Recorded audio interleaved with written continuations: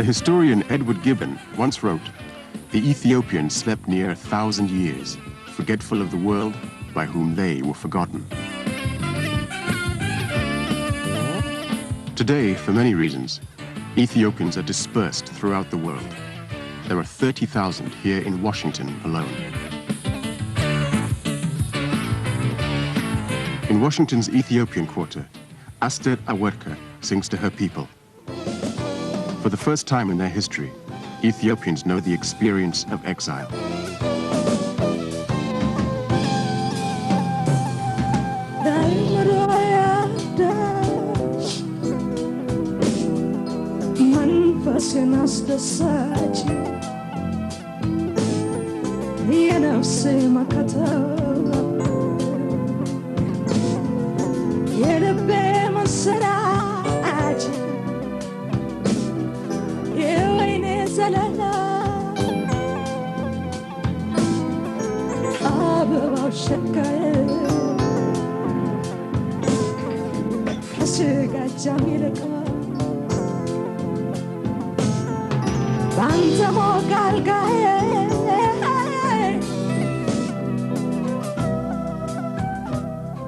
I think most people think of my country as a place of famine and a civil war.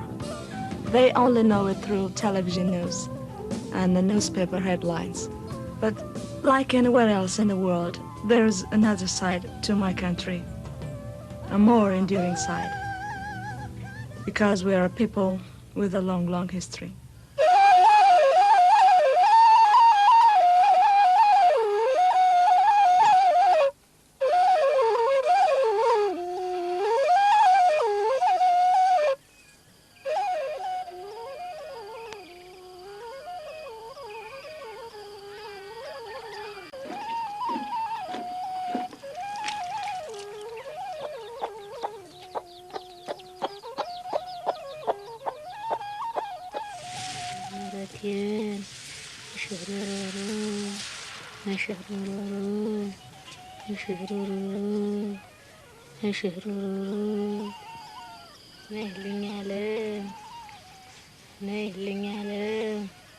If you see an Ethiopian monarchy in a vast landscape and plays these simple instruments, seemingly such monotonous notes, there is nothing that transports the Ethiopian soul to the highest of images that you can imagine. It lifts you up, it transports you, it is pure poetry.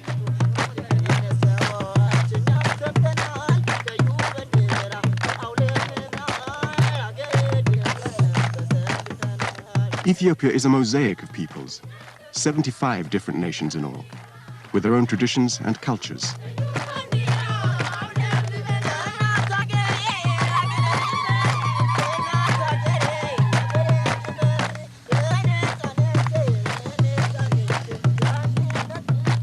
But its contemporary music derives from the country's heartland, the so-called Central Highlands, the music of the Amara, the Tigrian, the Gurage, and the Oromo.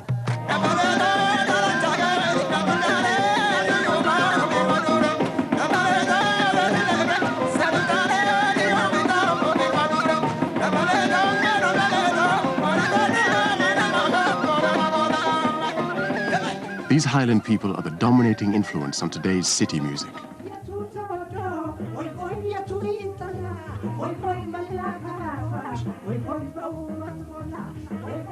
Neway Debebe, idol of a younger generation, grew up in the country. He once tended his grandfather's herd.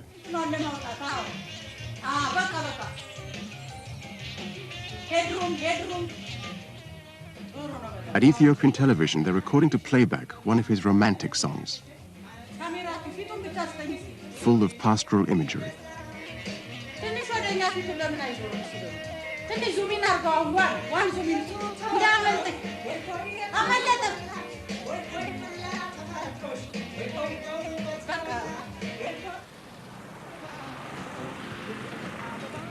His regular venue is the Addis Ababa Hilton. Here he sings with one of the most versatile bands in the country, Roha.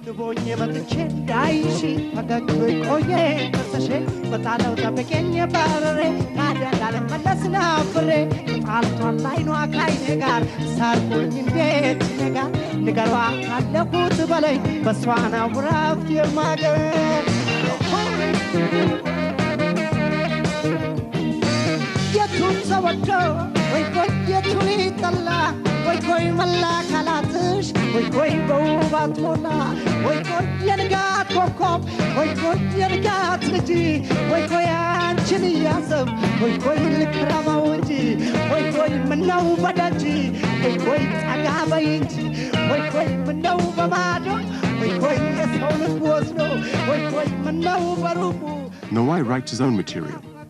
This is not unusual. It's part of a long and vigorous tradition in Ethiopia.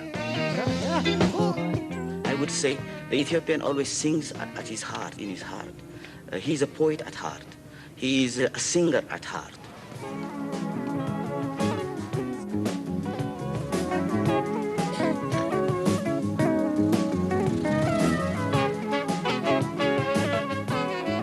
As elsewhere, most pop songs are about love. But there are differences. You know, the Ethiopian is very discreetly romantic, quiet, shy, but then it is so much muted inside his heart.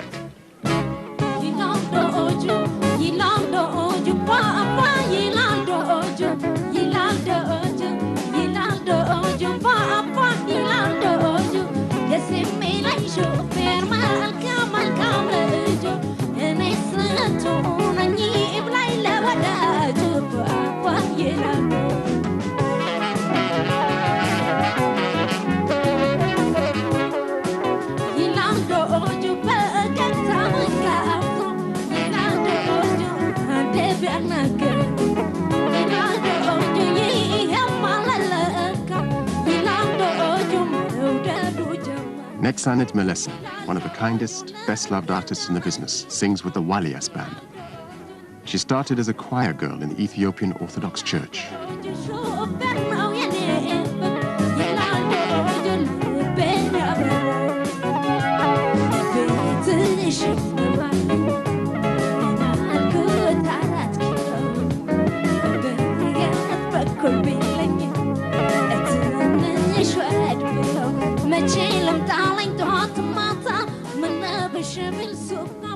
Popular music in Ethiopia draws on two traditional sources, the sacred and the secular.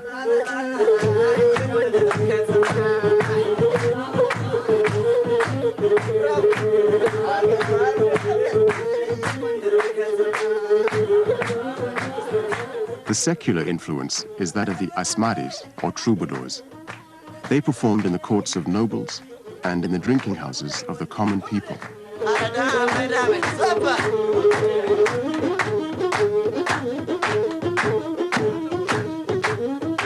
Nowadays, these drinking houses are often simply a converted room in somebody's home. One of the friendliest in town is that of Abebech derara.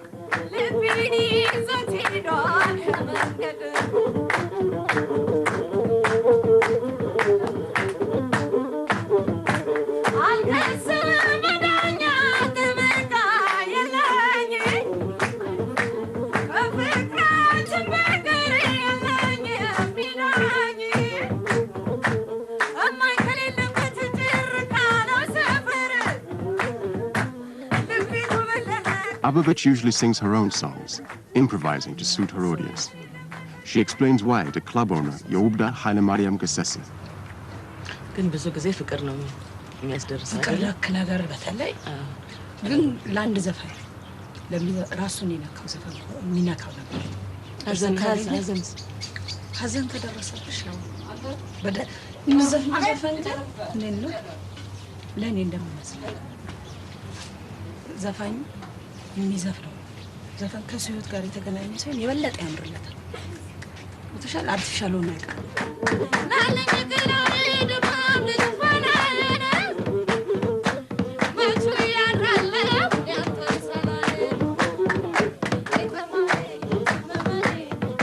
Her background is theater, but she engages and challenges her audience like a true azmari.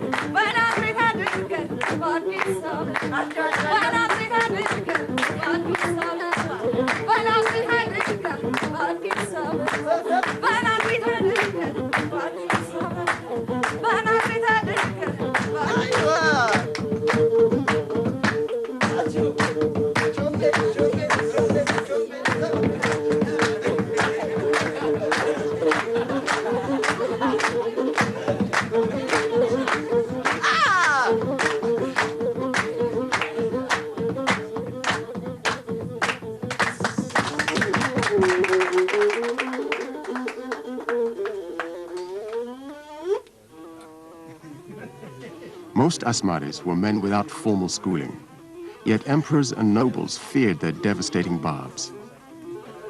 Of the few who remain, one of the best is Baharun.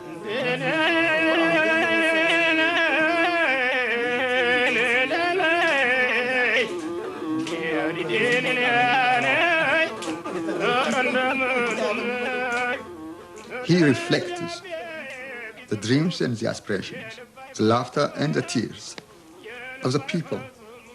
He cannot be otherwise. He takes it from the people and he reinterprets with his talent what the people already know about themselves.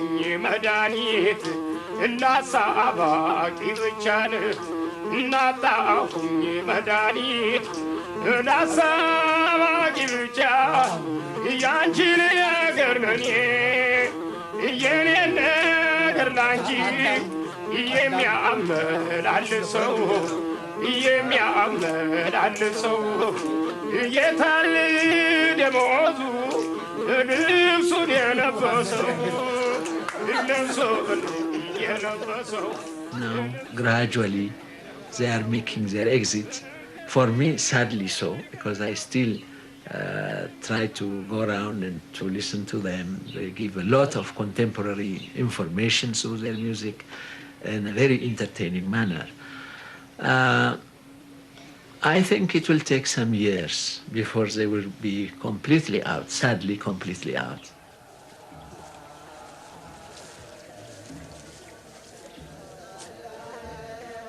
The other influence on Ethiopian popular music is that of the church. The Ethiopian Orthodox Church is traditionalist, hierarchical, and strong on ritual. Its influence has been enduring and profound. It is in many ways unique.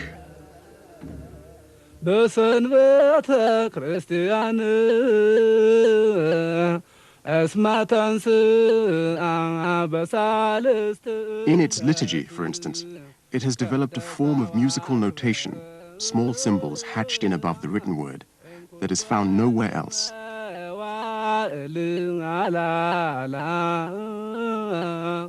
This is attributed to a holy monk called St. Yared, considered the father of Ethiopian church music.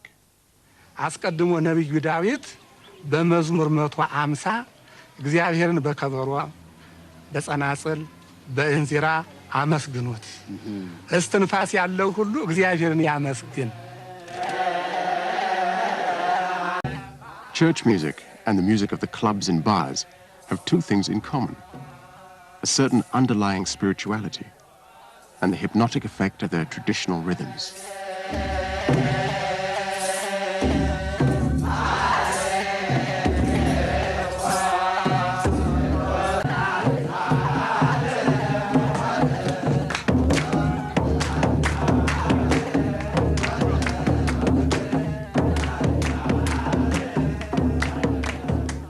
This is a ritual and a culture that draws directly on ancient Judaic custom. And if today it has had to adapt to new deities and new rulers, the church's influence has not so much diminished as simply become more circumspect.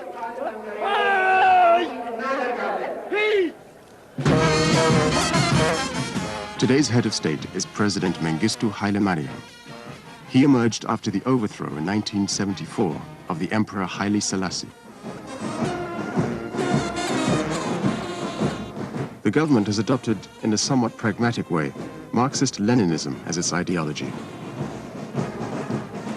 For some years, the Ethiopian armed forces, now the largest in sub-Saharan Africa, have been in conflict with insurrectionary movements in Eritrea and Tekle. The human suffering has been immense, the drain on the economy crippling. According to the government's own statistics, half the nation's income goes on defense.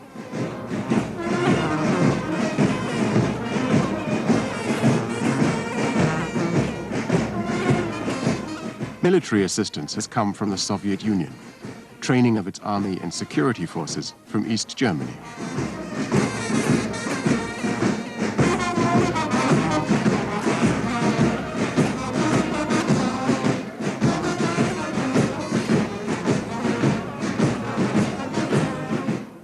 North Korea has given the capital city, Addis Ababa, the benefit of its public architecture. Even the Hilton Hotel carries the ubiquitous fraternal greetings.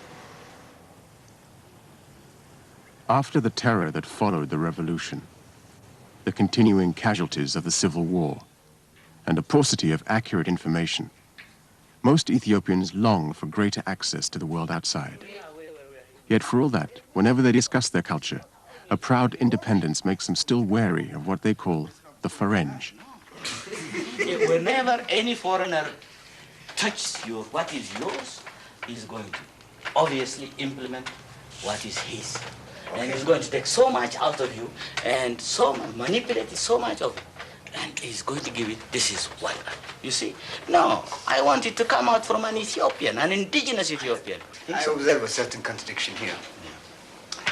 On one hand, we want our music to be palatable. And that is, I think, a euphemism. We want it to be a sellable commodity. On the other hand, we want to retain that cultural value that makes that music Ethiopian. You can't eat and keep the cake. If it's going to be Ethiopian music, it's not going to be palatable. But the point is, development, unfoldment will happen. It will unfold, it will grow. And the most comforting thing about Ethiopian culture, it is this character that it assimilates any other culture that comes onto it with arrogance and overcomes it. Now, I don't want to keep Ethiopian music because it is Ethiopian or my allegiance to it. But imagine what could it do to pop music, which now I could listen to when I was young. Pop music now, rock and roll, couldn't satisfy me because it is singular, as it were. It is unidimensional. It is only bum, bum, bum. So if Ethiopian music can bring to pop music this kind of, give me something for my heart and my mind, while at the same time I'm doing, great somersaults or breakdance, then what a tremendous contribution, what an enrichment that would be.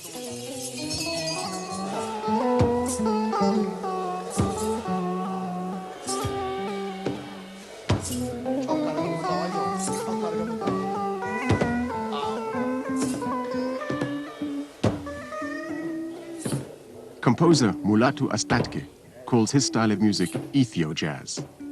That's music which is a fusion of themes of Ethiopian music, but fused with 12-tone music. They have done quite a lot of experimental on harmonic structures, voicings, and using different rhythm elements from different parts of Ethiopia. This composition, using church music as its inspiration, is called Lent Time.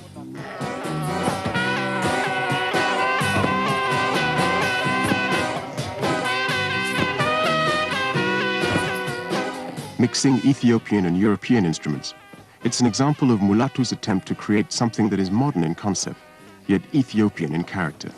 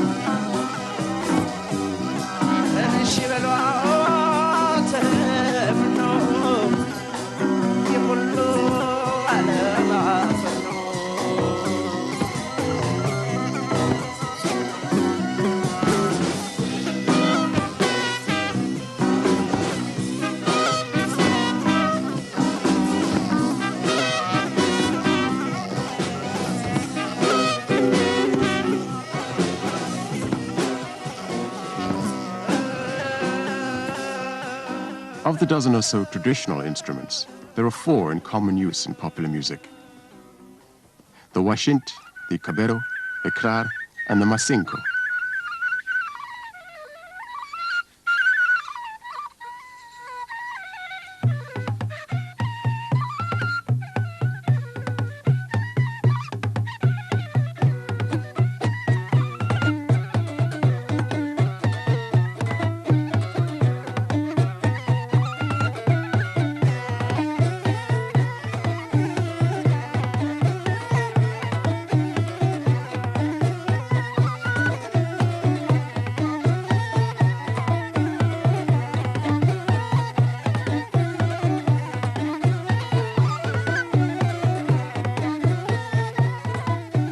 Another influence of the past is that today's popular music often works within the parameters of the 4 traditional modes, or scales. The first of these is the anchihoye.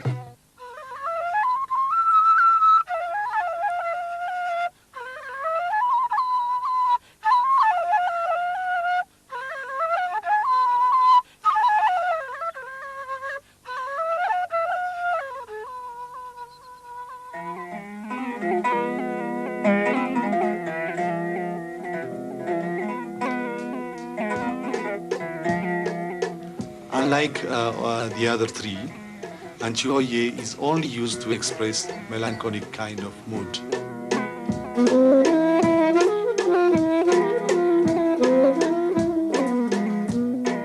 While the others are used to express both gayer and melancholic. For example, like the badi.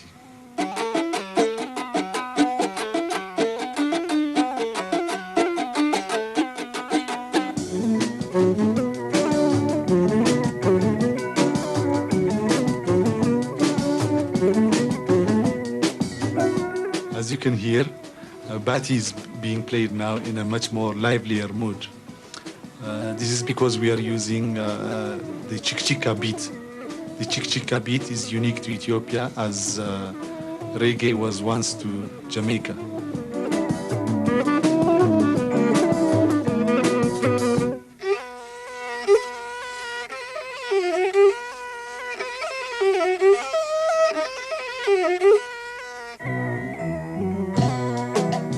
This is the 3rd scale.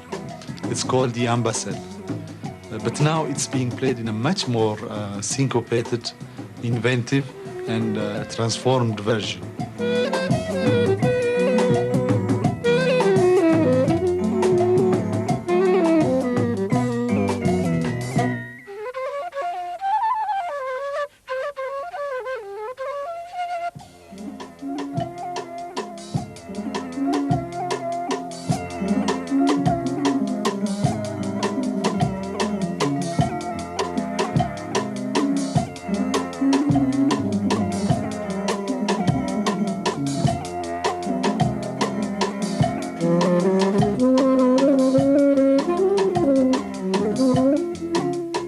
The last scale or mode used in Ethiopian music is tzita. Now, if there is really something which describes our country's soul, it's this. What we're hearing is a slightly pacey version of the zither. Now, zither has been played by a lot of Ethiopian famous singers, and it has got a lot of different versions. But if you want to hear a deeply melancholic version of the zither, listen to the sounds.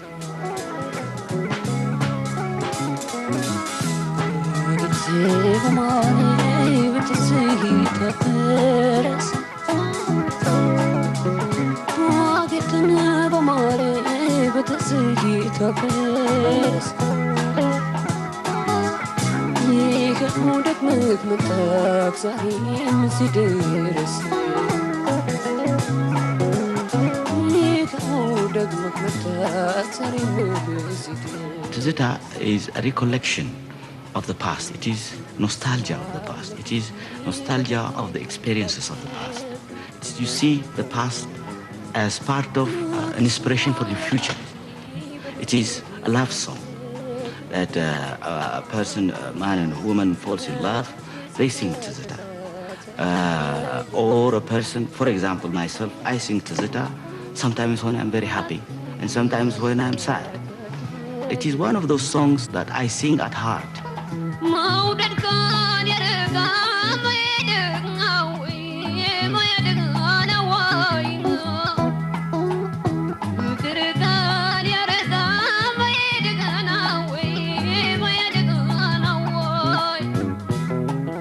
It does, for me, express the real musical soul of the Ethiopians. In fact, I have dedicated a painting to this song. It is symbolic, it is allegorical, as the song itself is. Now, the girl is a very beautiful one, and in the typical classical style, she is looking very sad, very disdainful, because if a girl was smiling and laughing all the time, she was not really considered completely beautiful. In order to have the acceptance as a most beautiful woman, she had to have a tinge of sadness as well.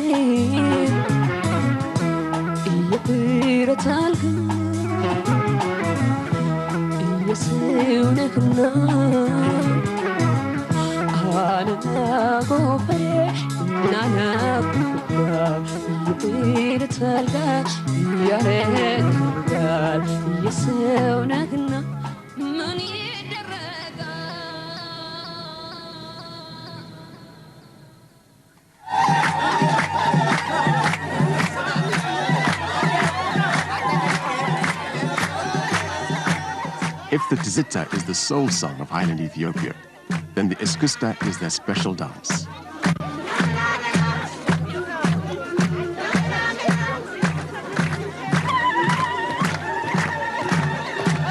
Ethiopians say that it is only in the countryside, at traditional weddings for instance, that you see the real Iskusta.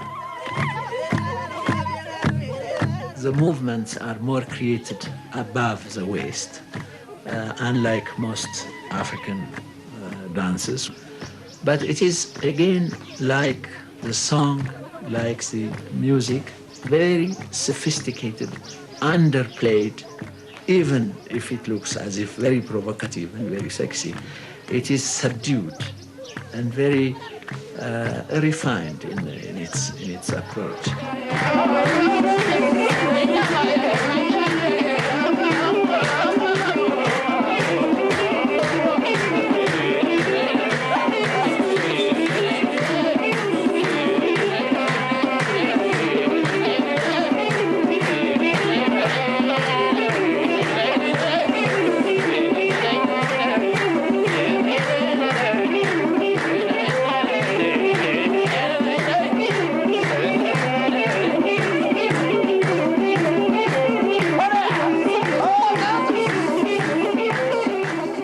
Certainly most visitors, when first introduced to the Eskista, do see it as an extremely sexy and provocative dance. What was it that your Shakespeare said, only thinking makes it so? You can feel sexy, you can feel any other feelings you like, but nevertheless, this has come from this zar, the full letting yourself go. It's a bit of a pagan expression. Tekle has long been recognized as one of its greatest exponents. For me, she was the most outstanding Eskista dancer because she does it from the heart, from deep down with a tremendous amount of feeling. So it's when she dances it sometimes, you are confused between the fetish, the religious, and the sensuous.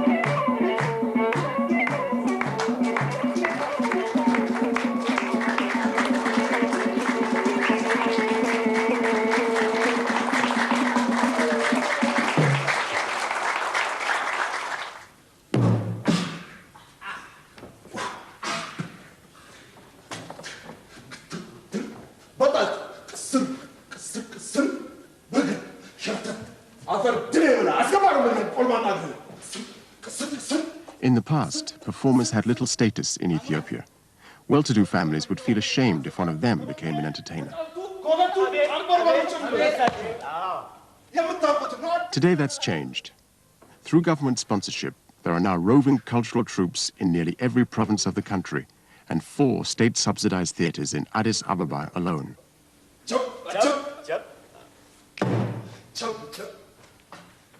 At the City Hall Theatre, Abate Mercuria directs his own musical about the streetwise people of the city.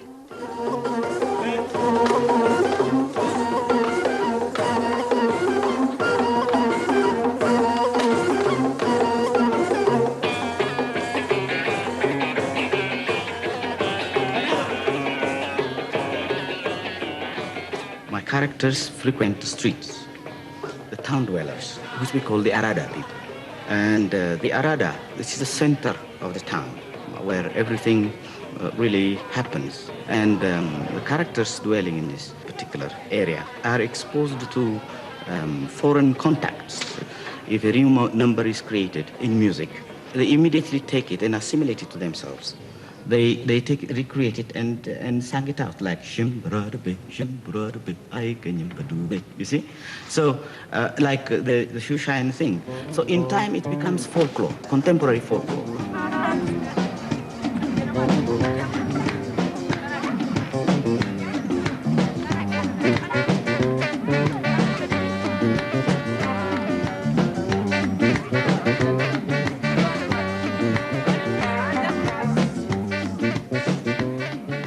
Ahmed is one of the few singers in Ethiopia to have achieved international recognition.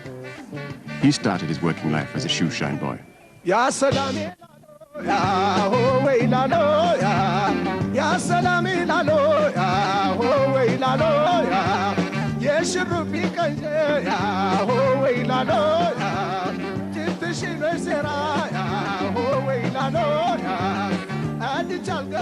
Here with the Roha band, he sings a Gurage song.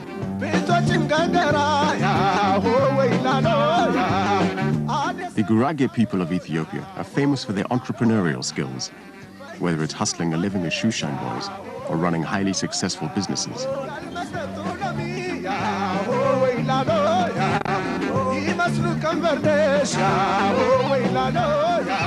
Here, where Marxist-Leninism and private enterprise pursue a somewhat watchful coexistence, Mahmoud Ahmed runs his own thriving music shop.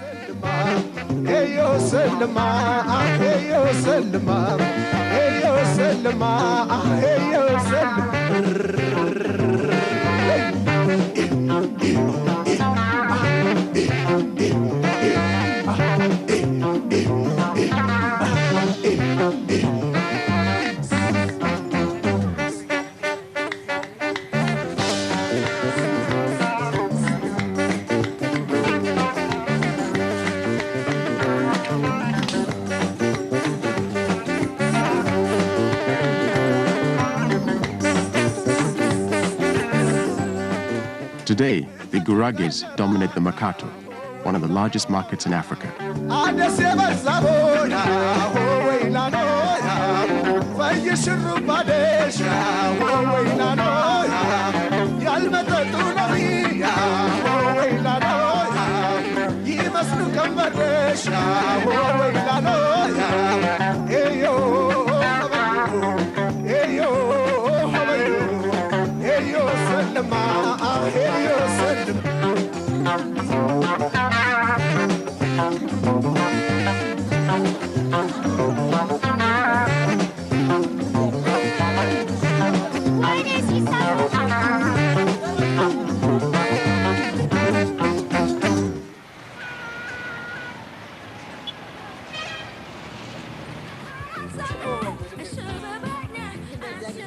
There's a part of Addis where every other doorway opens onto a music shop. It's known as Cassette Alley.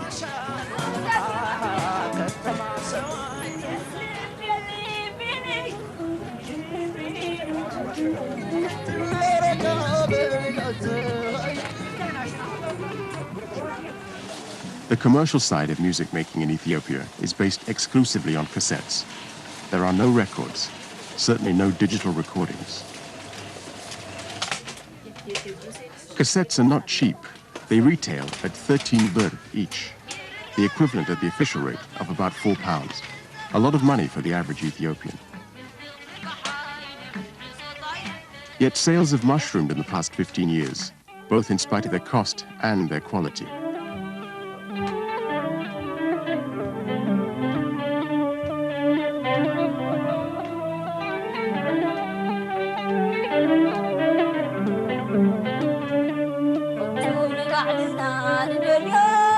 Cassette producer Ali Kaifa is recording with Tigrinya singer Sofia Asbeha.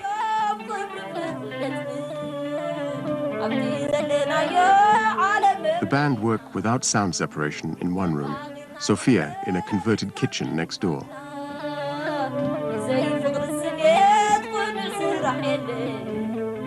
Ali Kaifa has no illusions about these recordings. We don't have professional or semi-professional studios to record. And we don't have also enough equipment for recording. This is why the quality of the recording is poor. The cassette producers say this is because the government won't grant them licenses to import better equipment. The government reply they have more important priorities when allocating scarce foreign exchange. Equally worrying to Ali Kaifa is the problem of piracy. The other shops, you know, of the music shops, when I release a new cassette of any singer, they copy it. There is no copyright here, you know.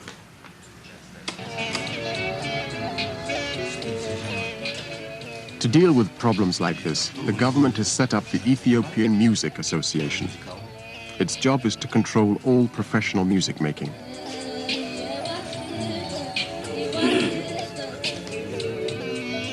It means that singers, if they want to make a cassette, have to submit both lyrics and score to the association's quality control panel.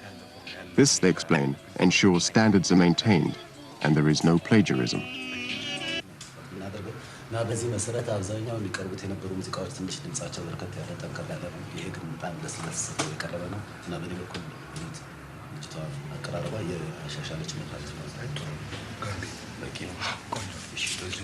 The association has little liking for the private cassette producers.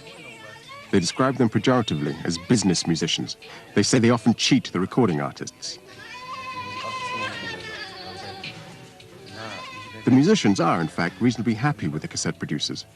They wonder why the association itself doesn't lead the way with its own state-financed recording facility, instead of just criticizing the private sector.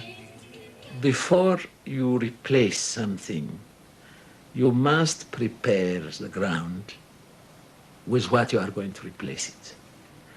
The Ethiopian musician unquestionably needs a patron.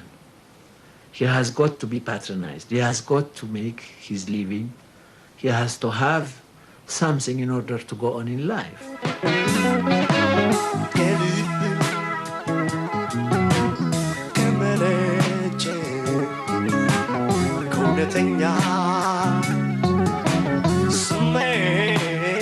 Getachew Kassa sings with the Ethio Star Band at the Gion Hotel. Most singers and bands are contracted, if not to a hotel, then to a theater company, a cultural troupe, or the armed forces. Whichever way, they're state employees.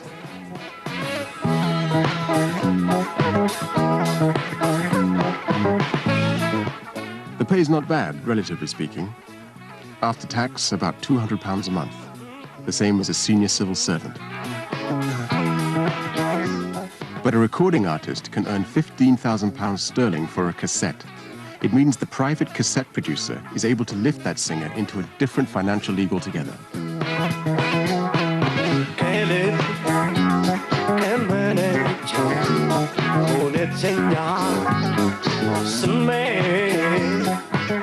As in other parts of Africa, club and hotel bands in Ethiopia grew out of the military bands. The first of these was formed in the 20s, when Emperor Haile Selassie, then still regent, discovered in Jerusalem some Armenian orphans, survivors of the Turkish Holocaust. He brought them to Ethiopia and established what he called the Bodyguard Band. Avedes Terzian, senior spokesman for Ethiopia's influential Armenian community, remembers the first time these bandsmen played in public. It was at the emperor's coronation in 1931, a debut that very nearly didn't happen. In rehearsals, they had to prepare the various national anthems of the invited foreign dignitaries. When it came to the Turkish anthem, they refused to play. They argued, they said, we cannot play the music, the anthem of a country that has killed our parents. The emperor got angry. He said, he ordered them to continue playing. He said, it should not, their personal feelings should not interfere. This was a diplomatic show and so on. Well, they were adamant. They refused. So a big state council was invited, including the greatest chiefs of the empire. And they said, this is a problem. These boys will not play the anthem of one of our guests. They listened, despite the emperor's insistence. The whole group unanimously decided that they could not be expected to play the music of a country that had killed their fathers. A few years later, in 1935, Italy invaded Ethiopia. The ill-equipped Ethiopians were no match for a modern army. Within weeks, the invaders made their triumphal entry into the ruined capital. If this dream of empire was short-lived, Italy's cultural influence was to long survive its eventual military defeat. Italian dance bands became a regular feature of life in cities like Addis and Asmara.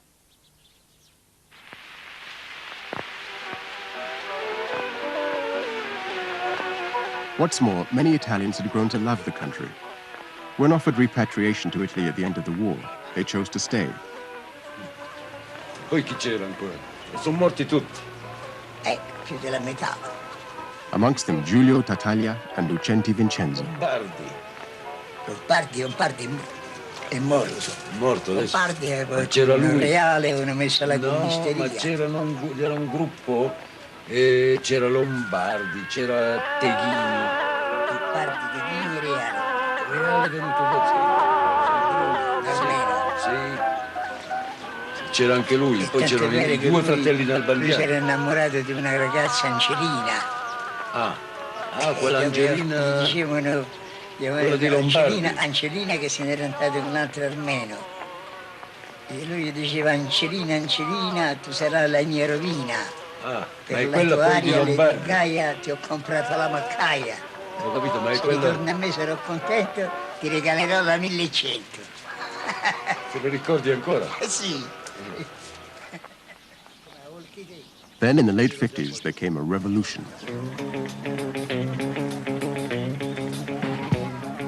It's Sunday night at the Buffet de la Gare. Crazy music, you don't like rock and band. You just wanna go to the movie show. Think that I hold hands, it was so square. Baby, I don't care. It's a sort of small international cafe with all the trimmings that you find in such similar places, be it in Hong Kong, Paris, or New York. You meet all kinds of people from all spectrums of life, and I think it's a kind of melting pot.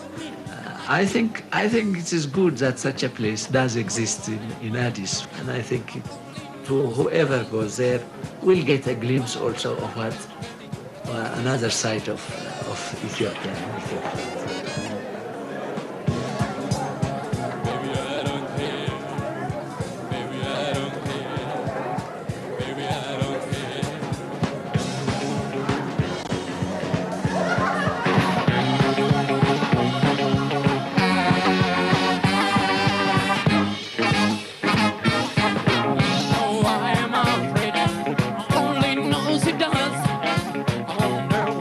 Veteran singer Alemayehu Eshete was famous in the 60s for his takeoffs of Presley and others. Baby, I don't care. Baby, I don't care. Baby, I don't care. I don't care. I don't care.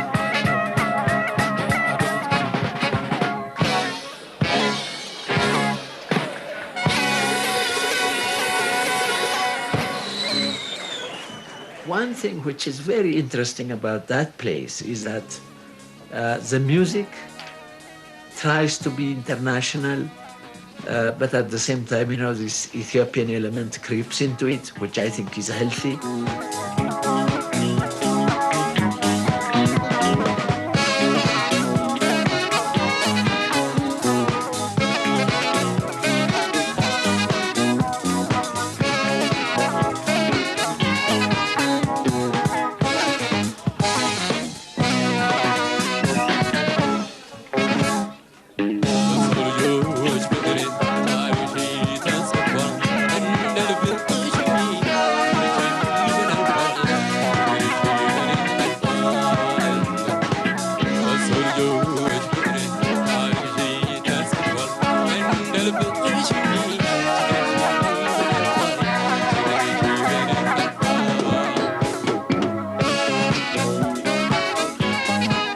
Since the formation of dance bands back in the 1930s, Ethiopian music has undoubtedly become more indigenous in character.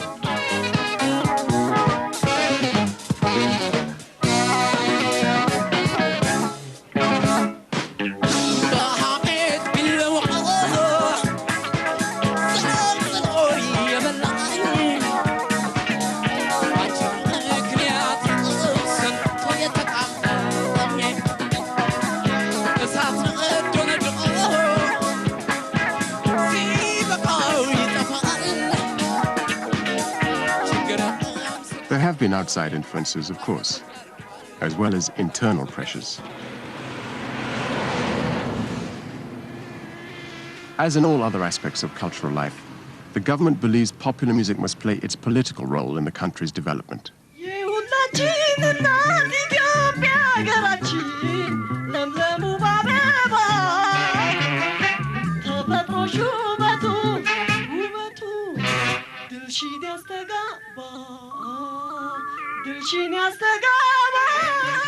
Sergeant Wubishar Seleshi sings with the one-time bodyguard band, now known as the 4th Revolutionary Army Band.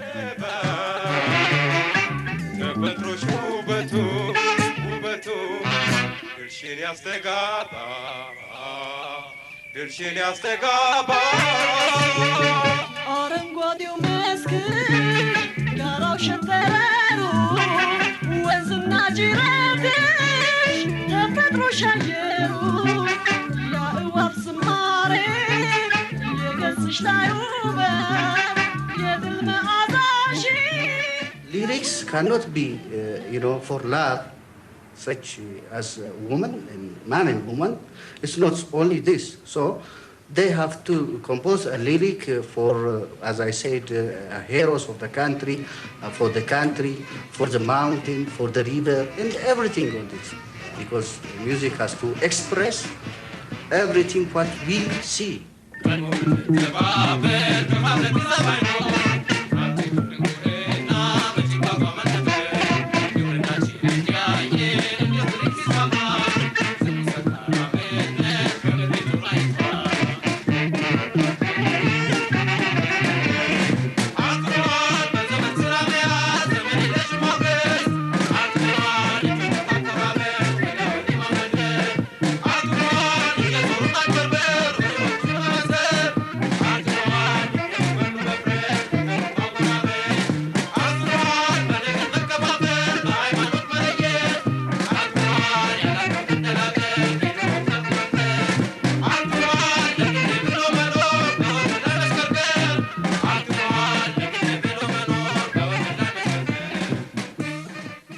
In these times of fierce intentions and uncertainty, the song of Ethiopia continues, at home or in exile, persistent and unique.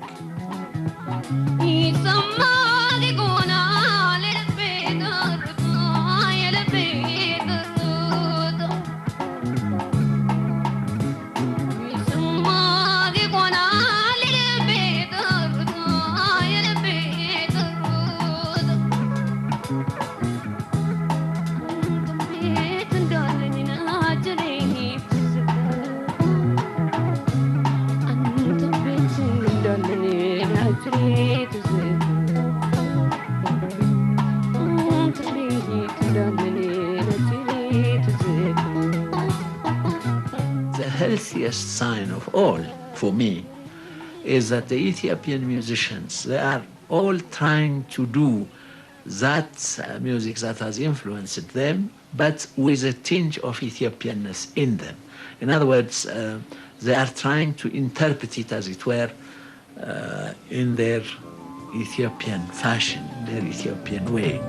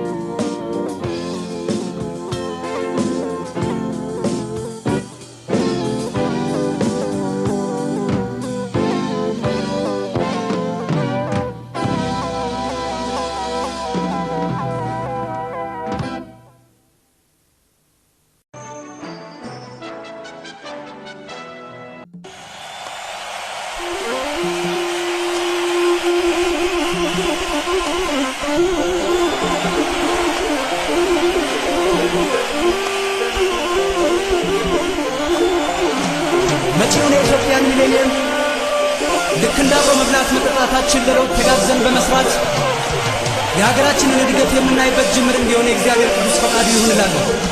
መልካም በዓል፣ መልካም ጊዜ።